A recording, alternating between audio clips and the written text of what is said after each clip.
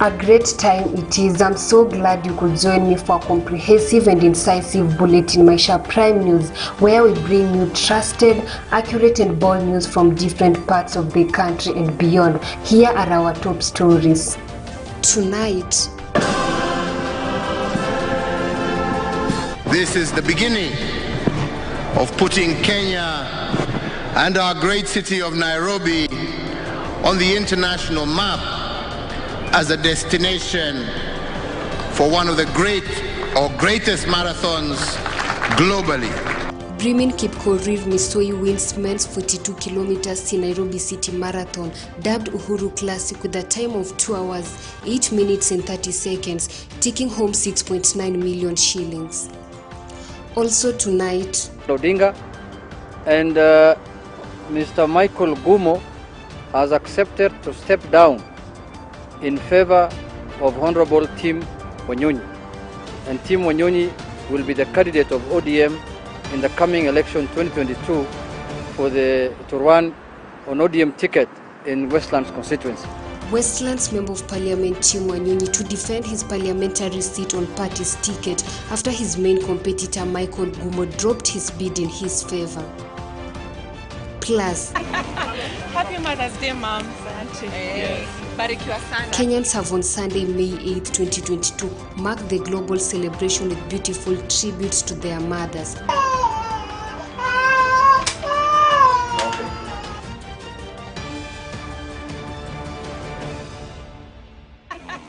Happy Mother's Day.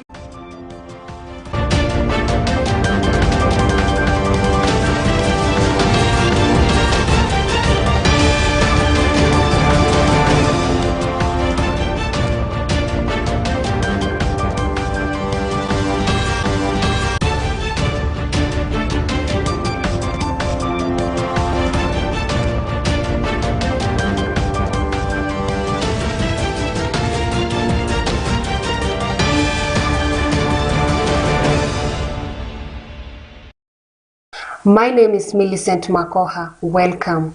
President Uhuru Kenyatta on Sunday commended winners and participants in the inaugural Nairobi City Marathon for making the event a great success. The president said the marathon, dubbed Uhuru Classic, marks the beginning of putting the country's capital city on the international map as a destination for one of the greatest marathons globally. Bishebi Jr. reports. 3, 2, 1! The inaugural Nairobi City Marathon, dubbed Uhuru Classic, lived up to the hype as athletes in various categories tested their prowess along the 27-kilometer Nairobi Expressway. The event, held at the Nyayo Stadium, saw the athletes compete in 5-kilometer, 10-kilometer, 21-kilometer and 42-kilometer races. Arguably the most competitive event, Brimin Kipkorir Misoi won the men's 42 kilometers with a time of 2 hours, 8 minutes and 30 seconds. He took home 6.9 million shillings as the prize. Richard Ropp followed closely with a time of 2 hours, 9 minutes and 17 seconds, while Daniel Yator rounded up the top 3 list with a time of 2 hours, 10 minutes and 15 seconds. The athletes won 4.02 million shillings and 2.87 million shillings respectively. In the women's category, Agnes Barsosio dominated the race with a record time of 2 hours, 24 minutes and 45 seconds. She was followed by Shailene Jepkorir and Sharon Jemutai respectively. Barsosio bagged 6.9 million shillings, while the runners-up won 4.02 million shillings. Upon finishing third, Jemutai got 2.87 million shillings. The event, hailed as the richest in Africa, saw the organizers set aside about 44.8 million shillings for the winners. Aside from the medal holders, 4th and 5th placed athletes walked away with 1.44 million shillings and 1.15 million shillings respectively. The winners in the men's and women's 21-kilometer category got 287,500 shillings, with the second and third placed finishers receiving 143,750 shillings and 86,250 shillings respectively.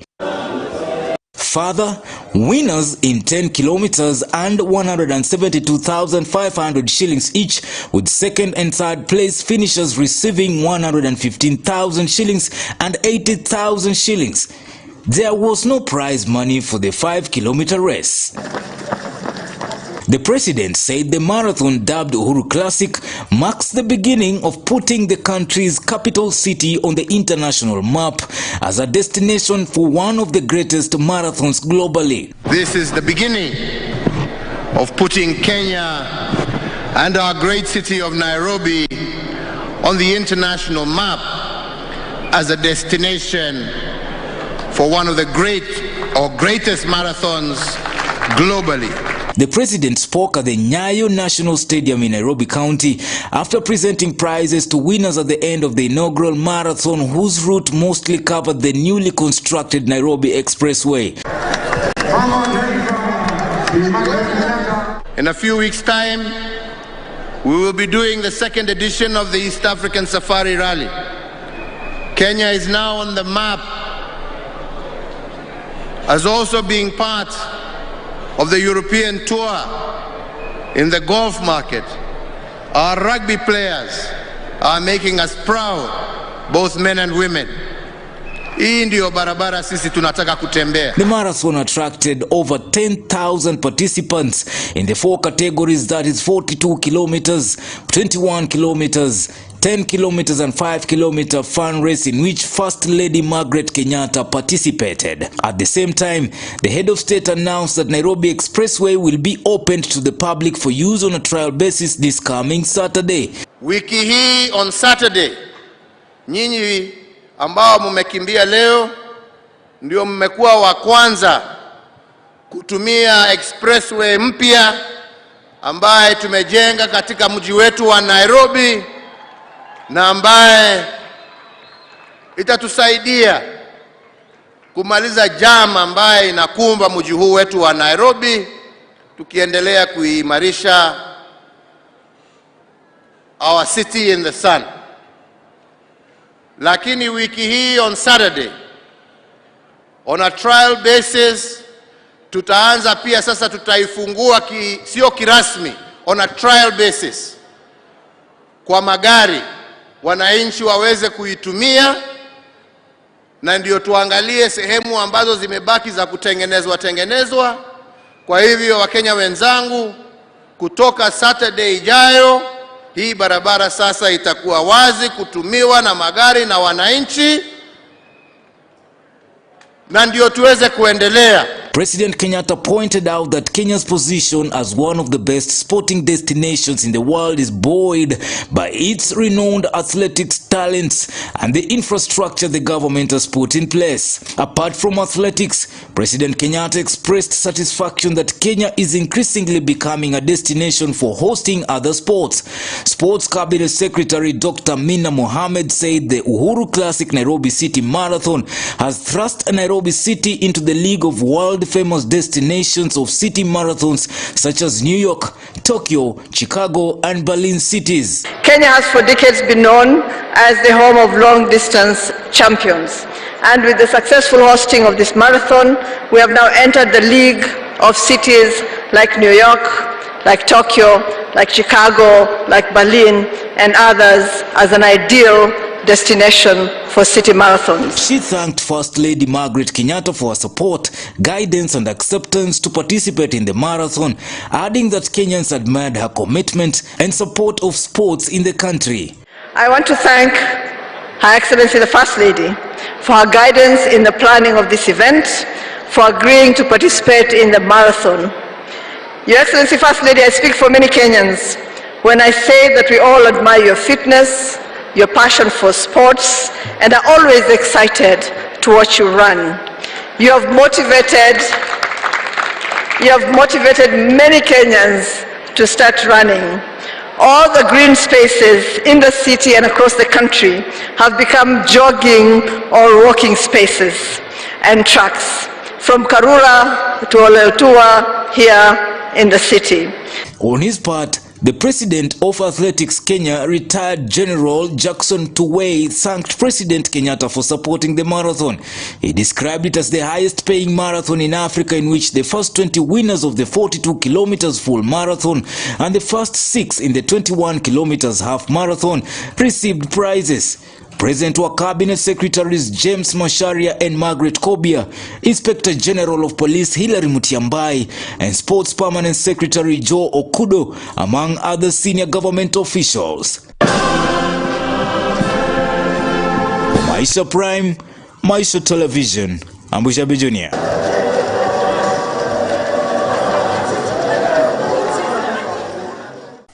And Deputy President William Ruto and his brigade are still campaigning in Western in a bid to sell their bottom-up agenda. Ruto was accompanied by ANC party leader Musalia Mudavadi, Bungoma Senator Moses Wetangula, among other leaders from the alliance. The team has been meeting people on economic matters across the counties, starting with Viga County, Kakamega County, Busia County, and Bungoma on their campaigns to popularize their bottom-up economic model. Rida Shebet reports.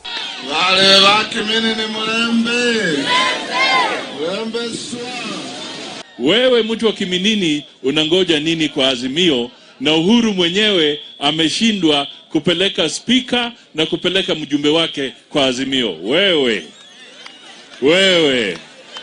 Wewe. Sisi kama Kenya Kwanza tumekubaliana huyu kijana yetu Chris ndiye candidate wetu pekee wa ugavana. UDA ina support Chris Wamalwa kwa sababu Kenya Kwanza tunaangazia mambo ya kuanzia chini. Mumesikia tukisema hatutaki tena siku nyingine kuuzua uoga. Watu wengine wanafikiri kwamba wao ndio wako na akili kushinda nyinyi. Wewe uko hapa chini, uko na uhuru na haki ya kutoa maoni yako na serikali yako ikusikize, ndio uweze kuhudumiwa vilivyo. Kuna yule mwingine ambaye anapambana na Grace, ako na training ya kiburi, akiongea na wewe mbaya lazima ukwe uko chini. Tunaambia huyo mtu huyo kutembea atatembea, lakini kama anatembea akienda nyumbani kwake nyumbani. Mungu awabariki sana. Ruto Raila kabola lecha anyola Ruto wegale. ODM party has announced that Westlands Member of Parliament Tim Wanyonyi will be defending his parliamentary seat on the party's ticket after his main competitor Michael Gumo dropped his bid in his favor. Philip Simeyu with more. Westland MP Tim Wanyonyi is set to defend his seat in the August election on ODM ticket after Michael Gumo stepped down on his behalf. But there was also our candidate in the same constituency, Mr. Michael Gumo, who had participated in the nomination and who wanted also to run in that constituency on ODM ticket. But now the ODM party has done consultations chaired by the party leader, the Right Honorable Raila Amolo Odinga, and Mr. Michael Gumo has accepted to step down in favor of Honorable Tim Wanyonyi. And Tim Wanyonyi will be the candidate of ODM in the coming election 2022 to run on ODM ticket in Westlands constituency. What the political parties like ODM can manage to settle disputes that arise from the process of election, and this has been done very amicably, and all of us are happy. We know very well that this ODM is the strongest party in Nairobi, and we must maintain our position. And having come to this agreement, I think we are ready to go. As Tim Wanyonyi and all my colleagues, those who ran in Westlands, Mike Kumo here, there are others who are not here, but we have all agreed that we are going to support one position for the party to win and also for the coalition to win. Wanyonyi was the Orange Democratic Movement gubernatorial candidate in Nairobi County, but was forced to drop his bid after consensus talks within Azimio la Umoja One Kenya coalition that saw Jubilee's candidate Paul Igathe awarded the ticket. Counties, the negotiations that were going on in the county seats, and also as you are aware that Honorable Tim Wanyonyi, the current sitting member of Parliament for Westlands constituency, are the intentions of running for the governor of Nairobi County. But after negotiations within Azimio la Umoja One Kenya coalition, it was decided that he goes back and runs in his constituency in Westlands. Not allow courts to manage our democracy. And the parties have mechanism to manage this process. And what we have witnessed here is the mechanism laid down in the political parties, act. The political parties dispute tribunal had nullified the nomination of Tim Wanyonyi after Gumo moved to court to challenge the ODM's decision to nominate him. So we wanted to share with Kenyans that matter has been sorted, and those people who have been waiting for a fallout, I wanted to tell them that today is not a good Sunday.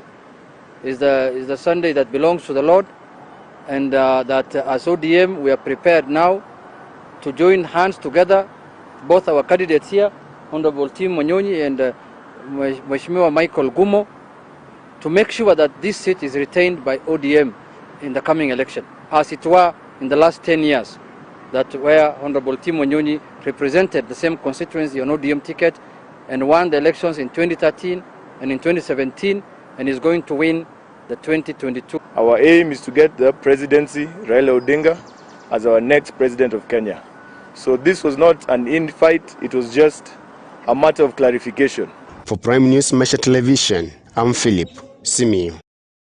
As the deadline for electoral requirement inches closer, that all gubernatorial aspirants must nominate their running mates by the 15th of this month, Murang'a Senator Irungu Kang'ata, who is vying for governor's seat on UDA party ticket, becomes the third candidate to have a woman running mate in Murang'a County. Here is more.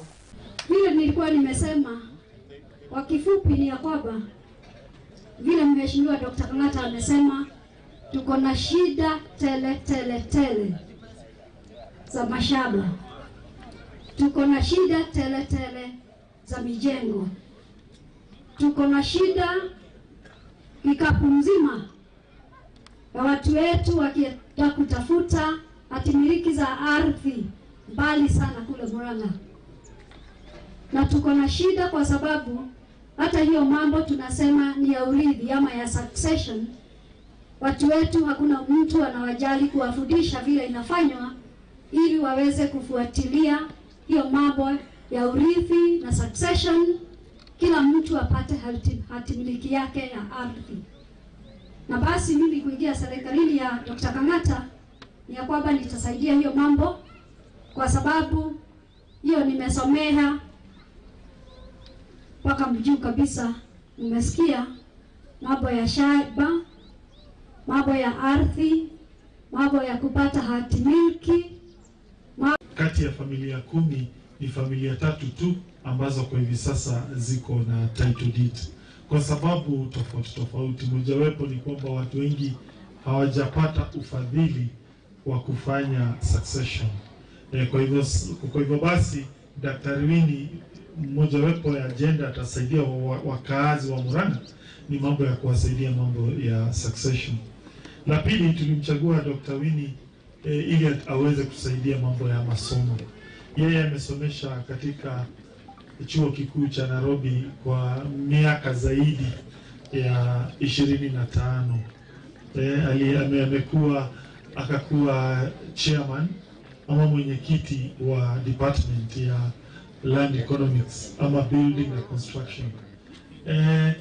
Na pia la tatu, walewepo wakazi wa Murang'a wakati wanataka kufanya mambo ya kujenga lazima wafanye ile tunaita kwa kimombo application for building permit, ama kwa Kiswahili lazima waende kwa county waombe ruksa ya kuweza kujenga. Katika hiyo sekta inakuanga na corruption nyingi, iko na mambo ambayo ukienda kwa county unaitishwa pesa, na hiyo imefanya wafadhili wengi wapotee katika county zetu. Na mojawapo kitu ametuelezea atatusaidia ni kumodernize. Kama Kiambu kwa mfano, ukitaka kuomba building permit, hutaenda physically katika ofisi za Kiambu, utaenda kwa mtandao uweze kulodge application yako na uweze kuprocessiwa bila kwenda mpaka Kiambu County Council, county government. The maendeleo ya wanawake in Coast Region has added its voice in the calls for Raila Odinga to pick na Kenya Party leader Martha Karua to be his running mate. They say Karua is best fit to be Azimio la Umoja One Kenya Alliance Coalition presidential candidate's running mate. Let's have a look. Tungeomba deputy wetu awe mama. Tungeomba awe mama. Na tukiangalia Mama Karua amejitokeza siku nyingi, amefanya hizi kazi, anaelewa. Kwa hivyo tungesupport Mama Karua apawe hii nafasi ya deputy president ili tuweze kufanya naye kazi pamoja.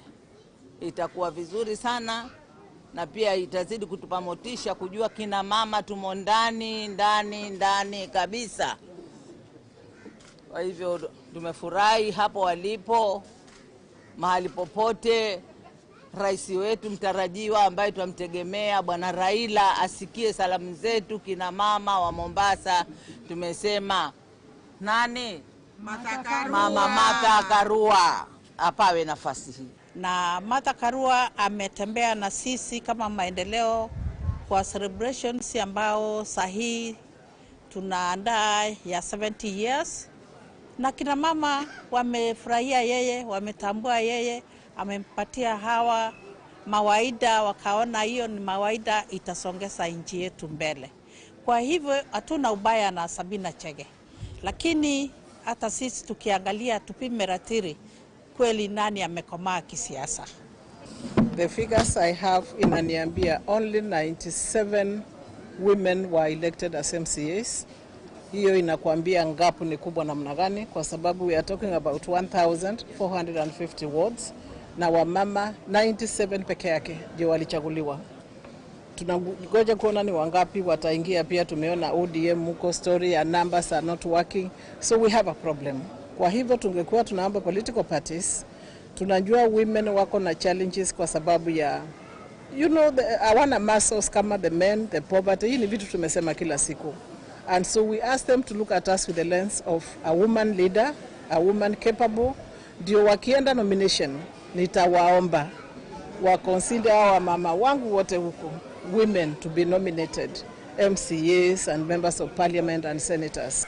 And Safina presidential candidate Jimmy Wanjigi has weighed in on the criticism being directed at independent presidential aspirants, saying nobody should be denied the democratic rights to participate in August general election. This happened just hours after Azimio One Kenya Alliance principal Kalonzo Musyoka condemned Kenya Kwanza leadership for terming independent presidential candidates as government project. Wanjigi also condemned President Uhuru Kenyatta for what he called trying to manipulate the 2022 polls. Speaking in Voi, Wanjigi asked the president to stay out of the campaign trail. We are seeing an abrogation of that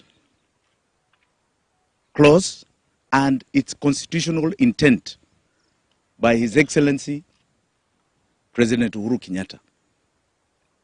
He is trying to remain in political office beyond his term.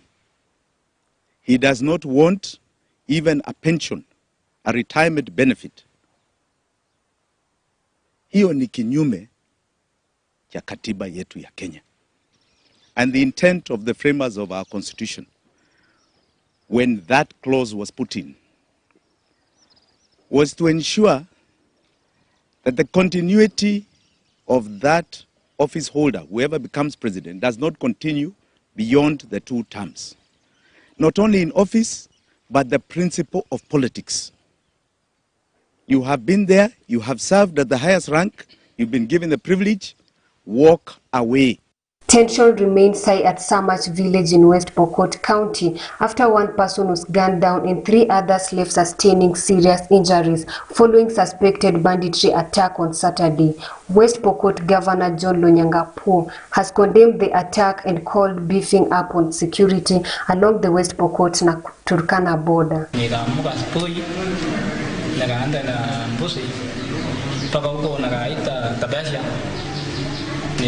Kasikia dia mkuu ya Turkana nikuja baada ile nipata mlima alafu pata yeye hawa nyuma nikasikia risasi na lia nikastuka hiki dukani 20-year-old male with a gunshot wound that went through the chest and another one on the right upper limb.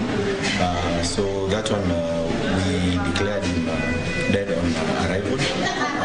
The second guy was this young man who also suffered a gunshot wound to the left upper limb. He is lucky, it went through and through. He did not get any fracture, but he lost a lot of blood. We move very fast with speed. Wakuje we restore peace and order, walete security surveillance. Na kuna officers ambao wakaaje West Pokot na wakaaje wa Turkana County at the border walikuwa wamezoea kufanya kazi na wao. Very dedicated officers. Na order in a certain place arudishwe. Kwa nini wa Pokot wanamtaka? Kwa nini wa Turkana wanamtaka? Kwa nini waje watu Marko wanataka? Sababu huyu mtu anajua kuongelesha watu kwa ulimi yake. Accurate solution ni kufanya msako Kenya mzima, muondoe bunduki na silaha haramu kwa mkono ya raia. Well, with that story, I'm taking a short commercial break. I will be back shortly. Stay tuned.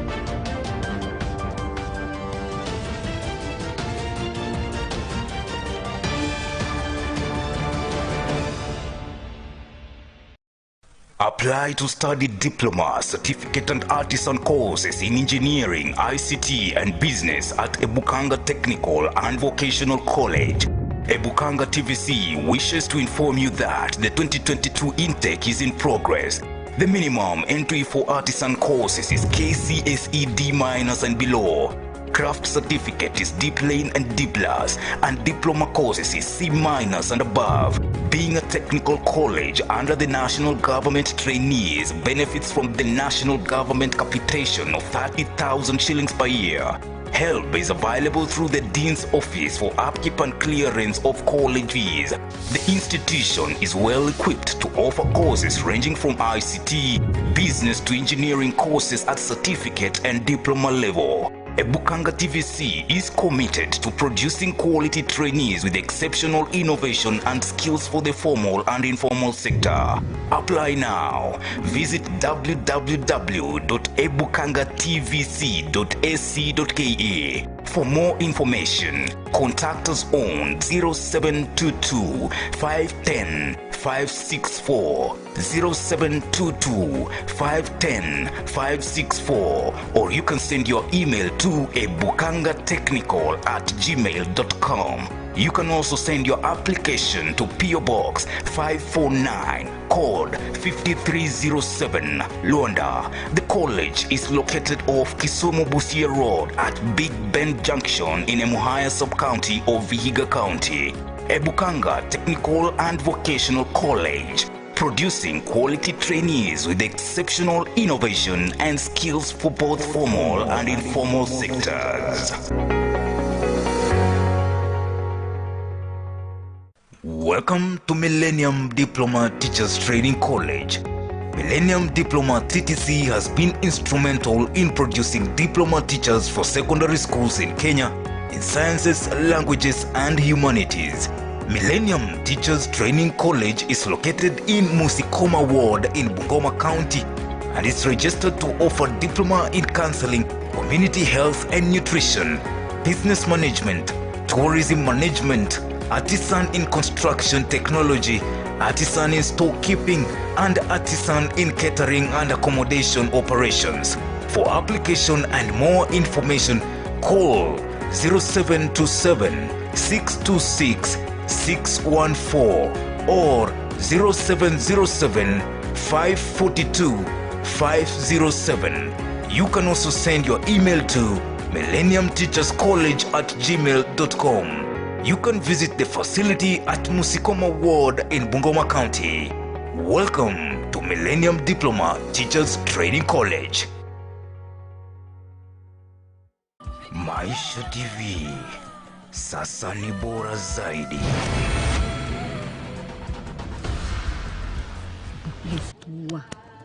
Kama sio kimwili, kiroho. Yaani ninahisi kabisa hata mimi na wewe tutapokuwa pamoja. Hivi nikifanya kitu chochote ndani kwako itakuwaje? Maisha Swahili. Swali hilo alitaji majibu. Mdomo na ushona ndugu yangu. Kama Maisha ndo nimeshapata na nimepata kupitia bahati yako. Usidanganyane. Wewe ndo chanzo cha kumharibia mwanangu Maisha. Ndio Mr. Kanijo bwana. Vijana wa kiume hasa waliotimia wameguzwa wanawake. Na sijui umetokea wapi wewe mzee kuja kutia dosari maisha yako. Uzee mwisho Chalinzi hapa alikuja Dar es Salaam wote vijana. Mimi ninachotaka kujua ni nini ya hatima mahusiano yenu. Yaani swali hilo ni sawa na kuuliza samaki anapatikana baharini au vipi? Unaifanya mzaa? Sikutaka tena kuendelea kuwa fala kama unavyonichukulia.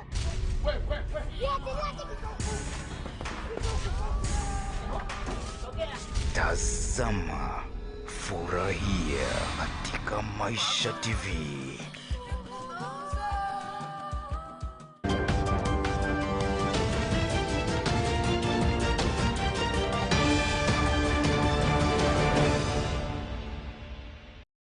Alright, welcome back. You are watching Maisha Prime News and my name is Millicent Makoha. Mother's Day each year in May is a big event in Kenya because mothers are highly respected in Kenyan society and they are considered the heroes in their local communities.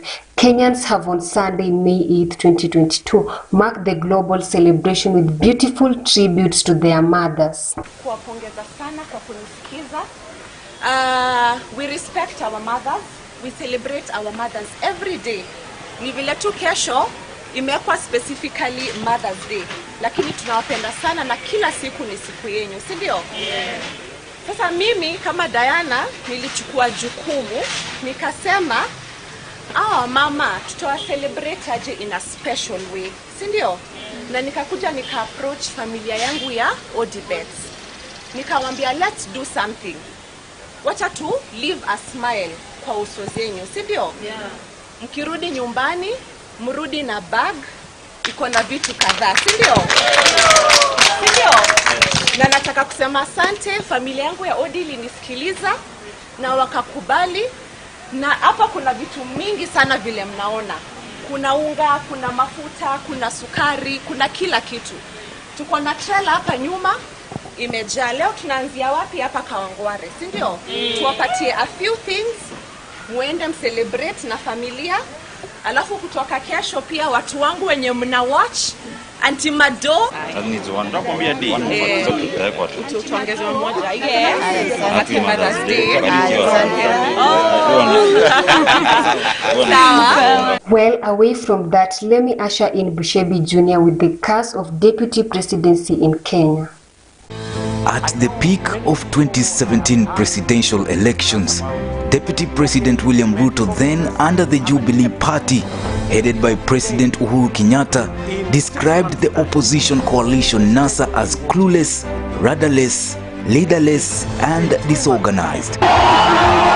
Kama Rais Kibaki angekuwa na team, angefanya mambo mengi Kenya hii, lakini aliangaishwa na watu wa nusu mkate na nusu mkeka na sijui nini, mpaka kazi yake akafanya kiasi. Ule bwana kitendawili anataka kutuletea story ya nusu mkate. Mnataka nusu mkate tena? The stadium in Chuka will be complete. In 3 months' time, the stadium in Moyale will be complete. In 6 months' time, the stadium in Kamarin in West Pokot, which is historic, will be complete.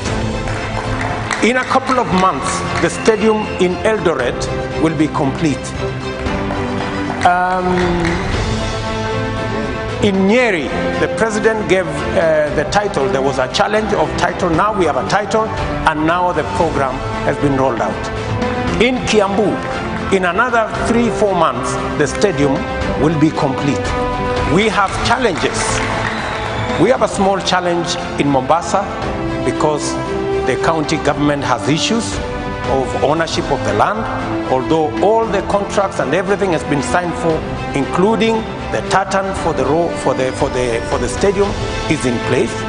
We have a small challenge again in Kisumu because the county government has not relocated the dumping site, which is next to the stadium, and international requirements dictate that you cannot have a dumping site side by side with a stadium. As soon as that is relocated, that process will be completed. 5 years later, nothing better describes the trajectory of his last term as deputy president, as succession politics took center stage unbridled. Kuna wakati wa kazi na kuna wakati wa siasa. Sasa tunaingia kipindi ya siasa. Kila mtu ako na uhuru sasa. In the last term of Jubilee government in 2022, it is a script typical of founding President Mzee Jomo Kenyatta's last years in office. The big question is, has the ruling party Jubilee become ineffectual and Kenya become known as the no-party state?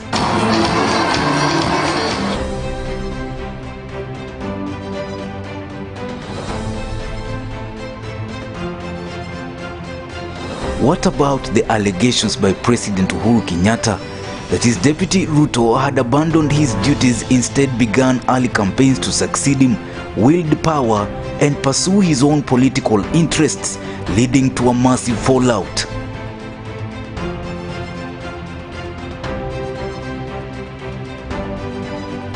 Welcome to the curse of deputy presidency in Kenya. The first president of Kenya, Mzee Jomo Kenyatta, took power after independence in 1963. In 1979, Daniel Moi became president after the death of Mzee Jomo Kenyatta. In December 2002, Mwai Kibaki became the third president after Moi, and in April 2013, Uhuru Kenyatta, the son of Jomo Kenyatta, became the fourth president of Kenya. The Kenyattas have gone into books of history when both a father and a son became presidents 34 years apart. In the two periods, the senior and junior Kenyattas are deputized by Daniel Moi and William Ruto, respectively. The title vice president has since been replaced with deputy president. Ruto is Moi's political prodigal son. In presidential succession, the deputy president is always the focal person because he is a heartbeat away from presidency. Holders of the office are often opposed and humiliated. Kenyan history is replete with scenes of the humiliation of the deputy president since Oginga Odinga's time. Moi, Mwai Kibaki, Dr. Josephat Karanja, and Professor George Saitoti were no different, nor is Ruto. In fact, many have argued that the position is a cursed one.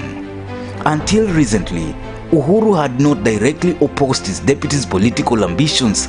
He tacitly did so in his public speeches, body language, and through his project Stop Ruto 2022.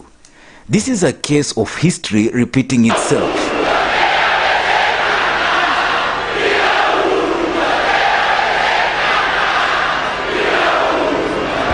Deja vu of Moi's tribulations with the State House elites around Jomo Kenyatta, who could not fathom how a person like Moi, without pedigree and not from the right ethnicity, could succeed Mzee. The open resistance against Ruto mirrors the very same beaten path that Moi had to endure before eventual ascension to power after Mzee's demise. Save that unlike Mzee, Uhuru is young and in good health, and therefore may play a key role in his succession. Mheshimiwa Raila Amolo Odinga, na yeye tutatembea na yeye bega kwa bega. Mimi si project yake, hata yeye si project yangu.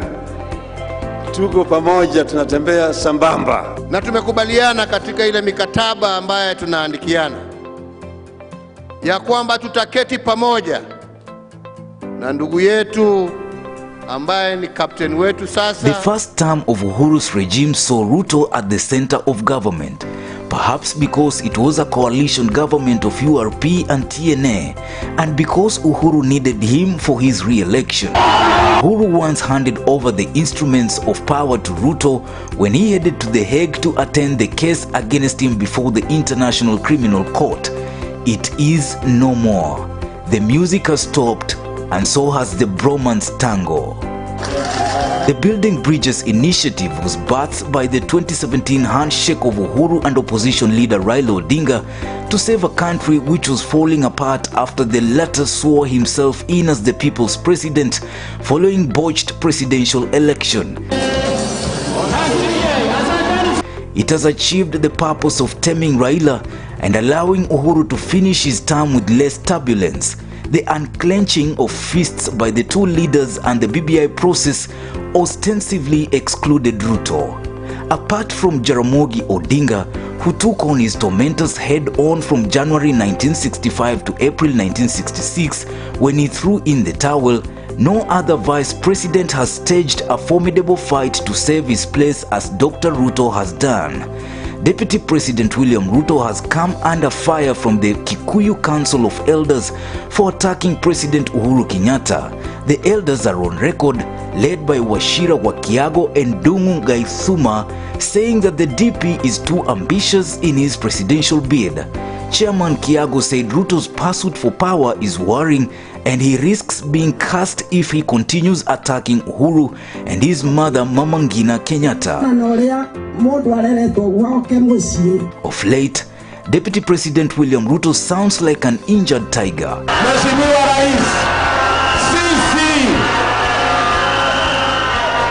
Ndio tulitembea na wewe hata safari ya Hague. Wengi wetu walienda na wewe mpaka kwa Hague. He is angry, Sisi tumekusamehe. cornered, Sisi rais tumekusamehe.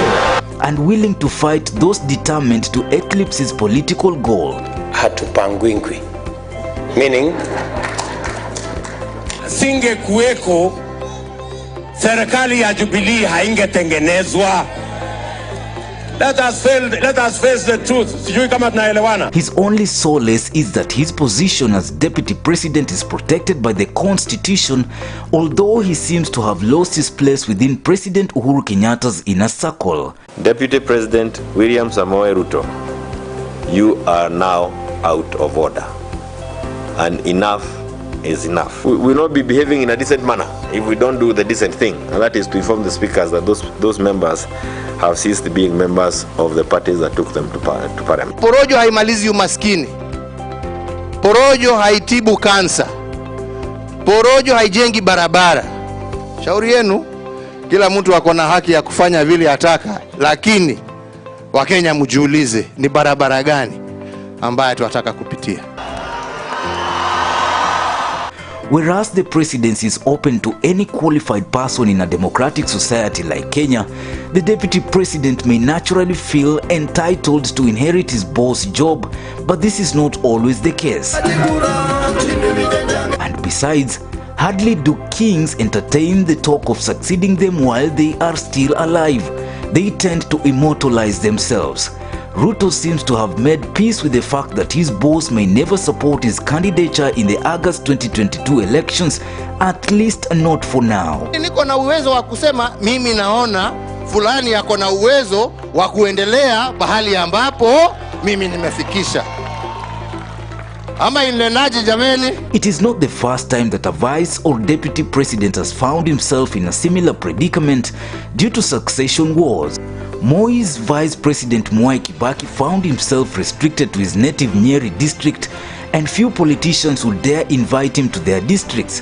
The fear among Moi's inner circle was that Mr. Kibaki was capable of building a national image and perhaps become a threat to Moi. But Kibaki faced the humiliation he went through silently and hardly raised his voice until he found out that his position as a politician was under threat during the 1988 Q voting saga. President Uhuru Kenyatta has now officially endorsed the ODM leader Raila Odinga for the presidency. While addressing delegates of the mountain, Uhuru urged his community to back Raila's bid, saying he has the best interests for the country. This has been echoed by his allies and mother, Mama Ngina Kenyatta. Tuwe kitu kimoja, na hakuna mtu ambaye atawachwa nje ya serikali ya Raila Amolo Odinga, wote watakuwa ndani. The president, in an apparent reference to Deputy President William Ruto, said he will have no problem supporting him, but only in future if he reformed. The presidential succession in Kenya is coincidentally a family business that Kenyans are unwittingly drawn into, and family altars speak through spirituality, fermenting into physical manifestations experienced by 5 senses of Kenyans. For Maisha Prime, Maisha Television, I'm Bushabe Jr.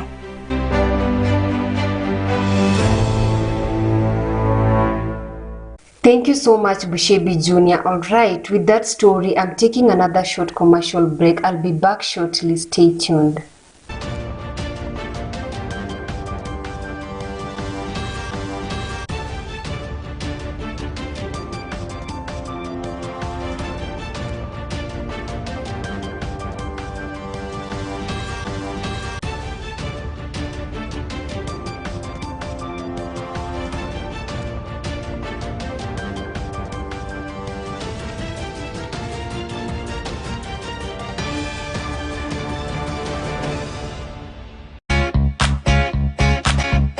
Beba kubeba na Samad Supermarket iliyoko mjini Kimilili karibu na kituo cha petroli cha Shell, na mjini Webuye karibu na shule ya msingi ya Webuye.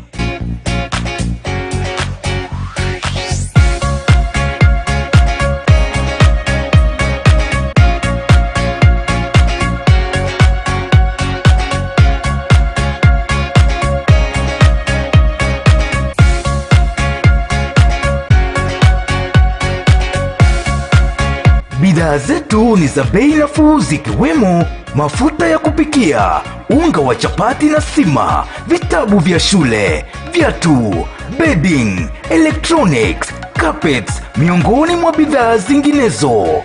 Usiseme shopping, sema beba kubeba na Samad Supermarket. Beba kubeba na Samad Supermarket, your convenient supermarket for all the time shopping for your household needs. Ukienda kwa ATM, kaa chonjo kijumbo. Approach machine kaa ninja, usikaribiwe na msee. Cover keypad ukitype pin. Hii pin ni siri yako, usiandike anywhere, usiambie anyone. Dozi kikam through, tulia. Make sure transaction imekuwa complete, na usikubali usaidizi kutoka mtu yeyote kwa ATM. Ukipata challenge, tupigie kwa 020-277-6000 au 0703-027-000. Mi niko chonjo, pia wewe kaa chonjo.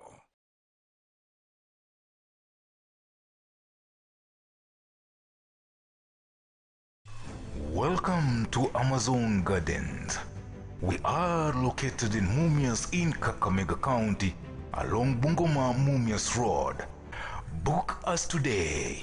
Call 0711-592174 or 0759012480.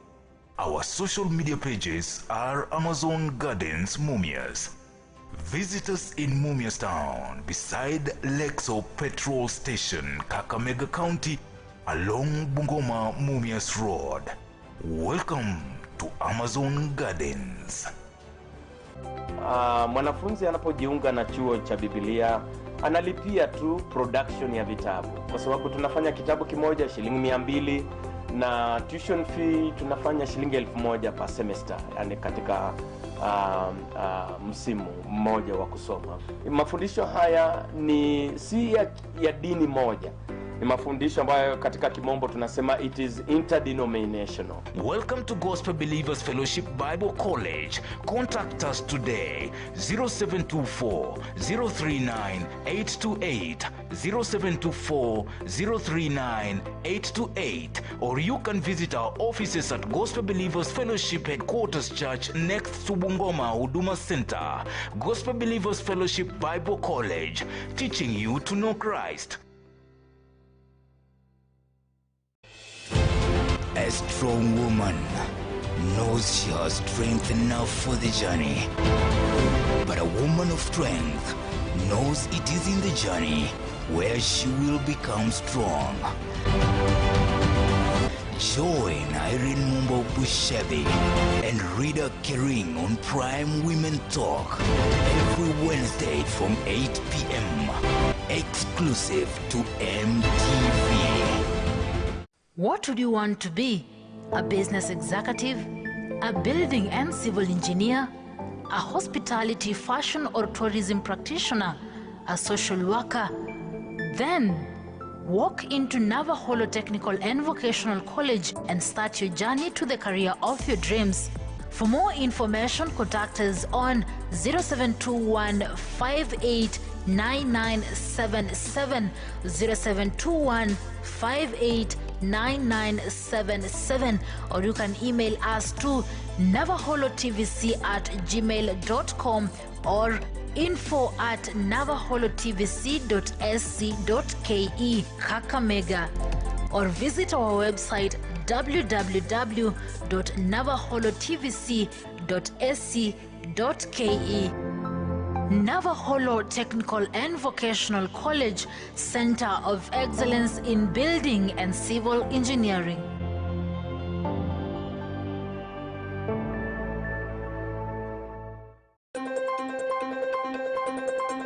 It is a season of seriousness, and only the serious presenters come onto your screen. Maisha Prime News and Maisha Prime Morning Edition. My hustle, my story. Maisha Prime Weekend. Rita Kering Chibet, Millicent Makoha, Brian Gad. Only on Maisha TV. The stage is set. The time is now. Credible news. It is Prime News. Only on Maisha TV. Prepare for the beast.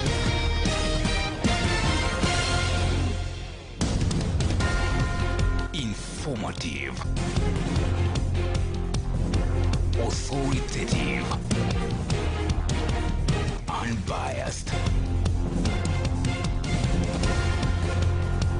Welcome to Maisha News.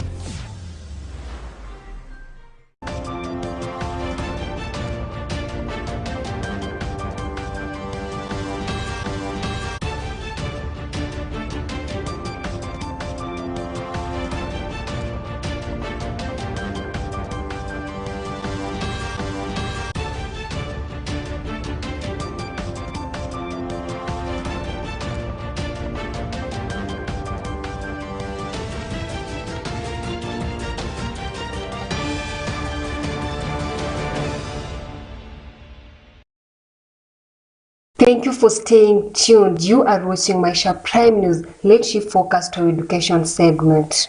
Despite the government's push for a 100% transition, others may get it difficult to get enrolled in Form 1 due to financial instability to cater for their studies. State that the Form 1s, we are registering them. The process is ongoing. We have received a total of 98 as at now. Against the expected number, which is 250. They are coming in, but we are realizing that the turnover is a little bit low. We may attribute this to the financial challenges back at home, which I do believe the stakeholders are likely to address at an opportune time.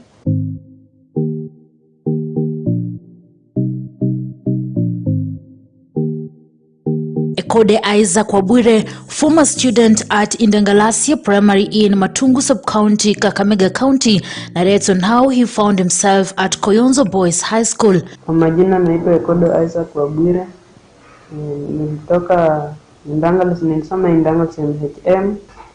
Nikapata 313 marks. Lakini sikuwezewa fee ya kuingia secondary school kwa sababu primary nilikuwa na struggle mimi mwenyewe. Nilitembea toka Indangalasia kufika huku, nikakuja mlinda lango ndiye alinielekeza hadi kwa ofisi ya deputy principal, kisha akanielekeza kwa principal, kanisaidia kadri ya uwezo wake. Aliniadmit, kisha kaninunulia uniform na files. Sasa ningempongeza aendelee kuwa na moyo huo. Madhe ndiye anajua tu, nilimwambia mimi naenda tu shule juu sinanga baba, niko tu na mama peke yake, na alikuwa amesema nisiende shule. Nikasema mimi nitaenda shule iwapo Mr. Boaz Adit, principal at Koyonzo Boys High School, has called on the government to help students who are unable to afford the school fees.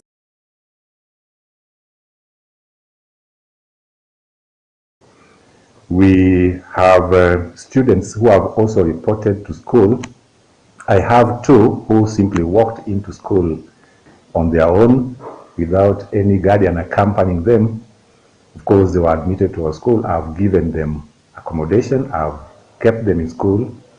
And I want to request that the constituencies where they come from, I'll be contacting them so that they help these youngsters accomplish their dreams. My final appeal would be to sponsors.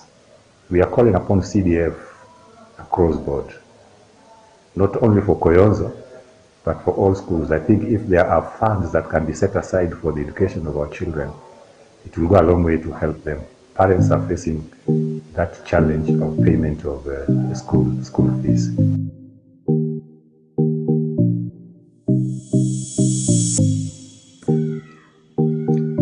Mr. Adit appreciated the school stakeholders for their support in achieving the excellent performance in 2021 KCSE examinations.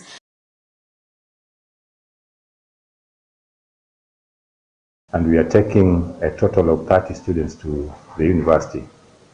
And I think that is quite commendable. It is an improvement over what we had in our previous results.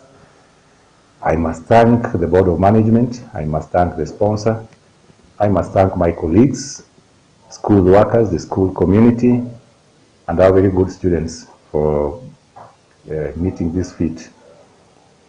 The current candidates are on with their studies, and we do hope that... He called on parents to enroll their children in the school since the facility has adequate learning resources required by the Ministry of Education.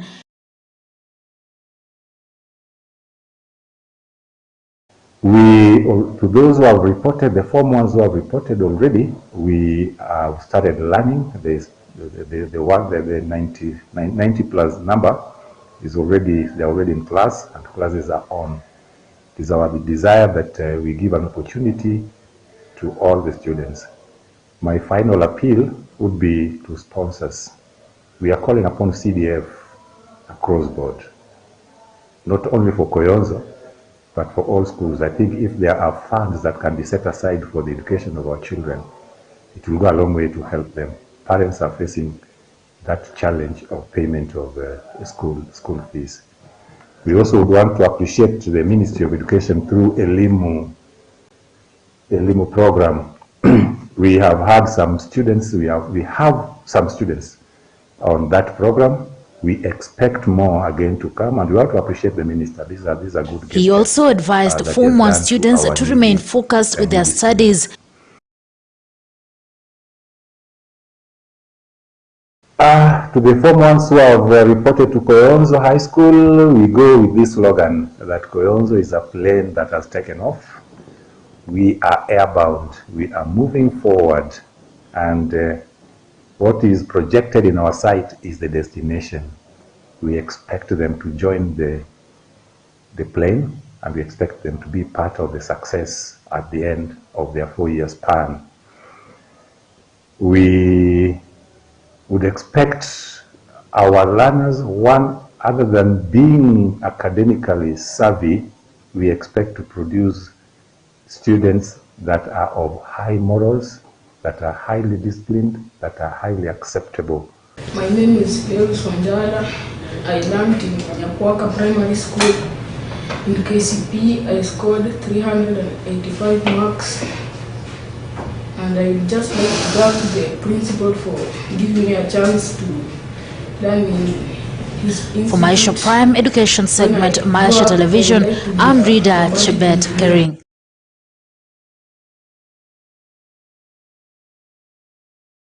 Let's have a look at our special feature, My Hustle, My Life, My Story.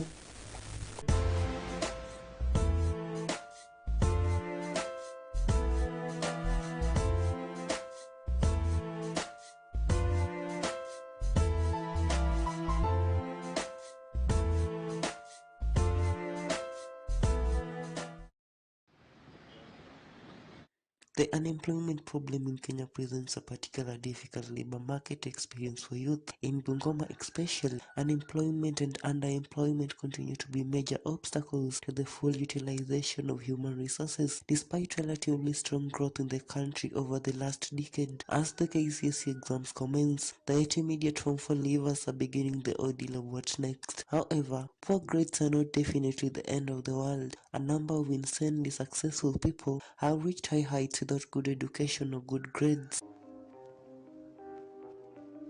I had the rare opportunity to interact with the highs who consider themselves ranked lowly in the society. I met Cosmas and Amos Barasa, 22-year-old self-made mechanical engineers who have been the core mavericks of the Yellow Garage. One thing is clear, all entrepreneurs have one thing in common: they all want their business to succeed. Kwa majina naitwa Cosmas, pia msondesha rangi from Matungu. Mimi nafanyanga hapa garage. Mimi naitwa Amos Barasa. Mimi nafanya mechanical engineering hapa Bungoma. Kulingana na hii kazi nimejifunza ndio, lakini najua Lack of customers have threatened the existentialism of the Yellow Garage. They say they are heavily prejudged as unqualified and unfit to deliver quality service. Wakati tunaunda magari hapa, hata ukiangalia hii uwanja yetu sasa imekauka. Kazi unaweza pata gari imekuja hapa hata moja. Wakati tunamaliza kuunda, tunakwambia wacha niende test. Hata naenda test na target narudi akupatie. Kama ameenda niende hiyo bana kupata kuingia. Yeye akienda ameenda kama ameenda. Ambapo sasa sisi tumebaki nyuma tunategeta ameenda amezunguka hivi. Lakini akienda ameenda sasa hivi unashinda utamtafutia wapi? Ukishika hata namba yake, namba ya gari, ufuatilie umpate maneno muulize ile na ile atakwambia. Hiyo biashara ilikuwa ya siku hiyo na hivi. Sasa unajua wakati unamaliza elimu yako kule nyumbani, unakuwa sasa wewe ni kijana katika village, unakuwa ni kuzunguka hapa na huko ambapo hauna kitu ya kufanya. Sasa moja niende mahali fulani at least niweze kupata hata kama ni shilingi 5, kitu ambayo inaweza kusaidia katika sasa ndio nikaamua nitoke kule futa nikuje huku at least nipate kama naweza kupata 10 niweze kukusaidia katika maisha. Sisi tunajiita watu wa garage, tunafanya mechanical engineering. Unaona hata hatuna sare rasmi. Tuna hata sare rasmi ambayo inaonyesha mimi ninafanya mechanical engineering. Nimevaa tu nguo nimetoka kwa nyumba, nakuja unafanya kazi hapa au unadadana kwa mchanga. Hatuna hata overall, sisi tuko tu hivi, basi tunafanya kazi. Sasa changamoto inaweza fanya mtu aweze kujua kama unafanya kazi.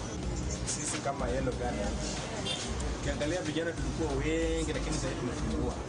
Ambapo tunatarajia katika matumaini yangu pengine nipate connection kwa mbeleni, hapo inaweza nisaidia nitoke hata kwa Bungoma niende mahali pengine kwenye naweza kuandika nipate hata kusonga mbele katika hii kiwango yangu, niendelee kujifunza vitu vingine kadhaa. Kila ambacho kinafanya vijana wengine wanaondoka, sababu ya kwanza vile hali hivi. Kwa hivyo kutoka saa hii mpaka saa hizi, wakati tuliko saa hizi, hakuna kitu kimekuuza kwa gari ya mtu hapa kuja, ambapo lunch ikifika unataka ukule, nienda kwa nyumba jioni unataka ukule, hauna pesa, hakuna kazi unafanya. Sasa kitu inafanya mtu kama mimi nipange niende mahali kwingine ni sababu nataka niende nitafute maisha, niende mahali fulani. Mtu anaweza nipigia simu na yambile, kama hiyo kazi unajua, kuja nipatie kazi mahali fulani, alipia mimi nafanya kazi, nichunge na sisi ufanye kazi kuliko. County government ya Bungoma, kitu ingefanya kama sisi vijana ambao tunafanya kazi ya mikoa engineer, kitu ya muhimu kufanya sisi kama vijana ni kuletea overall. Sisi tunaita hiyo mavazi yetu yenye tunavaa overall, na upande mwingine bado kuajiriwa kwa kazi hapa Bungoma. Kazi hapa Bungoma si ati hakuna, iko, lakini waache kupeleka magari kule nje, ambapo sisi vijana tuko hapa Bungoma pia sisi tutafanya hiyo kazi. Sasa sisi tutakwenda wapi kupeleka kazi kule? Sasa wanaleta hiyo magari, sisi tukiunda tunatumia tu hapa Bungoma, tukitengeneza mali ya Bungoma, tuze uchumi ya Bungoma. Despite the difficulties the Yellow Garage has to endure on day's end, they have strongly come out to encourage fellow youths to unveil themselves for opportunities and commit. Pesa yenye naweza pea vijana wenzangu ambao wako nyumbani, ningependa kuambia kuwa waache kukaa nyumbani, na umemaliza shule, ajaribu kutoka nje, kufungua akili yake, atembee nje, at least akipata kazi yoyote ajaribu kujifunza ili aweze kujua vile dunia ilivyo. Aache tu kukaa mahali finyu kama amejifinya, atiende kuamka asubuhi kufanya kwenda shamba mara kukaa tu. Ajaribu kukaa nje. Hata hii kazi ya mechanic anaweza kuja, tunaendelea kujifunza polepole, tukiendelea. The fundamental point Amos and his group left out was all successful entrepreneurs have a vision, some without statements. Surely, how can a simple elitist statement be the make or break of a business entity? The bone of contention being more illiterate people are making money in business. Maisha TV, my hustle, my story. Brian Gad. Now, on to our special segment 5/5. I will let Bushebi Jr. take us through. On my 5/5, I insist on championing for credible elections on 9th August 2022.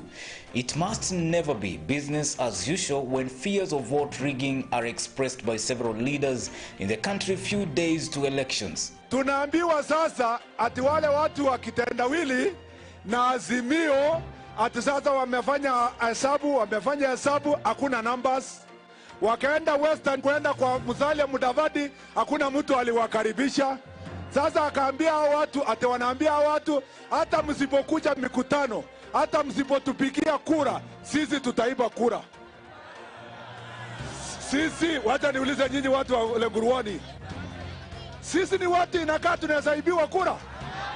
What IBC is doing is running after a fly while Rome is burning. Their Rome is really burning. They have got huge issues that should be occupied here. Kenyans should have a reason to worry. If you see people who have got time to waste half a day at a time when they should be scrabbling for time because there's actually no time. That as the Minister of ICT endorsing a candidate, it is a problem, and the IBC needs to either sanction me or something of that nature. So much effort and energy can be put, such a long letter is written to start asking IBC to sanction me. Why? Me, I'm just supporting a candidate. One of my bosses is in government today and is running for office, and now they are saying that I have more capability than he does. And yet he is the sitting deputy president running as a candidate. Is it me who has more resources or him who has more resources that now they are saying they focus on me? I think they should focus on themselves and they should focus on their campaigns. I'm not campaigning for them. And I don't know why they are taking this position, picking me, picking even my colleagues, and saying that we should not be engaged in politics. None of us are in IBC or involved in IBC. We provide the policy, the support that they need. IBC for connectivity, they get that from the mobile operators. They don't get that from us. The government does not have any network. For broadcasting, they get from you. So I don't know where all this idea that we can steal elections is coming from. Was it a slip of the tongue by Murang'a women representative Sabina Chege when she was captured in public acknowledging some level of truth that 2017 elections were rigged in favor of President Uhuru Kenyatta and William Ruto? Unajua kule Central nimesikia wengine wakisema hapa tuliwaibia. Kuna kaukweli kidogo, lakini kama tulijua kuiba si hata hii tutafanya nini? Alafu similar fears of election rigging have been explicitly expressed by Deputy President William Ruto recently in his tour of United States. Many of our friends know that there have been attempts at trying to reverse the gains we've made as a nation.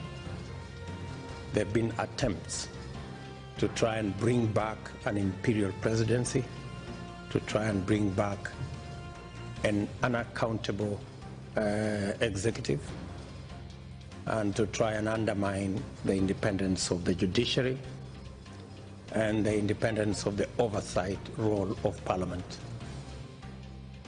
It is against that background that many people in Kenya and many friends of Kenya will be watching this election very keenly. The big question is, should the IEBC, the state, you and me, take these allegations and sentiments seriously? The answer is of course yes. Back to Ruto. 5 years ago, the deputy president was the lion of the Jubilee administration, roaring and growling in utmost defense of a presidential election that had been nullified by the Supreme Court. The court had ruled that the re-election of President Uhuru Kenyatta and his running mate Ruto had failed the verification test due to, and the result was therefore null and void. The Supreme Court ordered a new vote to be held within 60 days after finding that the outcome had been tainted by irregularities. The Supreme Court, then headed by David Maraga, sided with the opposition, which had argued that the vote had been electronically manipulated to assure a victory for President Uhuru Kenyatta. The NASA coalition is concerned about the fact that the IBC has been streaming results from around the country which are not supported by Form 334A as is strictly required by the law. To resolve this issue, the National Coalition has held a meeting with the IBC during which the IBC acknowledged the fact that the results as displayed are based only on keyed-in results that are not supported by any evidence of the tally of votes. A clean, credible process will by now have a dashboard showing all tallies from all constituencies to add to a sum total so that the country can know which part of the country has been counted and what the votes are. An angry deputy president lectured the Supreme Court for making a wrong decision that saw the nullification of the election basing on the process of the election rather than what he felt was the clear outcome of the election. How is it possible that there is no contest about the number of votes each candidate got? The contest is that there was a form that had a problem, that there was a problem with the transmission. What kind of democracy is this? Because democracy is the will of the people. 15 million Kenyans expressed their will and made their verdict known. Hata kama ingenakiliwa kwa full scope, na ibebwe na mkokoteni inatosha, kwa sababu Wakenya wameamua. So don't tell us about from this and from that. Don't tell us about this transmission and that transmission. Tell us about the people of Kenya. What did they decide? That is what is important to the Constitution. And don't tell us that it is not important that the people voted. That the only thing that is important is the form on which results were recorded and how it was transmitted. My friends, we may not be learned, but we are not stupid. Na tunataka Maraga atusikie vizuri, kwa sababu he has had his day. Ours is coming. And by the way, that is not a threat. He has had his day. He has done his game. Our day is coming. Si ni kweli jameni? Wazi watu wasituone ati wataenda kusema mambo Kiingereza mingi hapo. Hapana. Hiyo no. Hiyo hapana, hiyo hapana. Wacha tuseme, kwa sababu lazima tuambiane ukweli ya kwamba yale yaliendelea kotini pale, what went on, that a decision was made that overturned the will of 15 million Kenyans by some 3-4 people, and overturned the will of the people, so that the will of a few people in court can prevail. We want to tell them, it is not the Supreme Court that is supreme. It is the Kenyan people that are supreme. And we will prove this shortly. We will prove to them shortly. Wasilewe ya kwamba kwa sababu wanaitwa Supreme Court, wafikiri ya kwamba they are more supreme than the supreme will of the Kenyan people. Why should we take Ruto's claim seriously? Here's my answer. William Ruto is a man that has seen two clear sides of elections outcomes. In 2007, he was in opposition. In 2017, he was in government. Ruto in 2007 became the first person to ask the Electoral Commission to explain where it was getting the numbers it was releasing as election results. Just contained a computer printout with no document at all. And on the basis of that, for example, in Juja, and let's be candid. In Juja, the total number of votes obtained by all the parliamentary candidates is 85,000. The president has 100,000. Now it means 15,000 people voted for the president and walked away. They didn't vote for the parliamentary candidate. I mean, how is that possible? So we are saying as the Orange Democratic Movement that we want the commission to make an announcement on the basis of results that are authentic and that have a basis and that have supporting documents. The commission have told us that they have sent a plane to look for these results. We have been told that it will be ready by about 3 o'clock. We want to verify those things before any announcement is made, because we have figures everywhere and every other place have figures. Let me finalize by saying all the documents that we have show clearly that Raila Amolo Odinga has 4,215,437 and Honorable Mwai Kibaki has 3,748,261 votes. That is what we have. And if the commission is going to announce other results, they must tell us on the basis of what. And we have pointed to them very clearly. And we thank God that they allowed us last night to peruse the file because on perusing of the file, it was absolutely clear that announcements were being made here which did not have any basis, because there were no documents to support whatever announcements that were being made. If a figure is going to be assigned to somebody 50,000, you can as well assign him 500,000. Because, I mean, if you are assigned figures without any supporting documents, then you can assign a figure you like.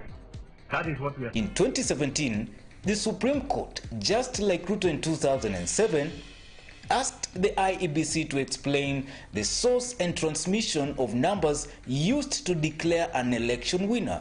Ruto became the first person to ask the Supreme Court not to question the numbers announced by IEBC as election results. How is it possible that there is no contest about the number of votes each candidate got?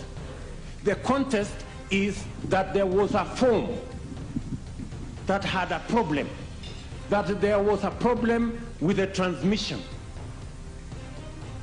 What kind of democracy is this?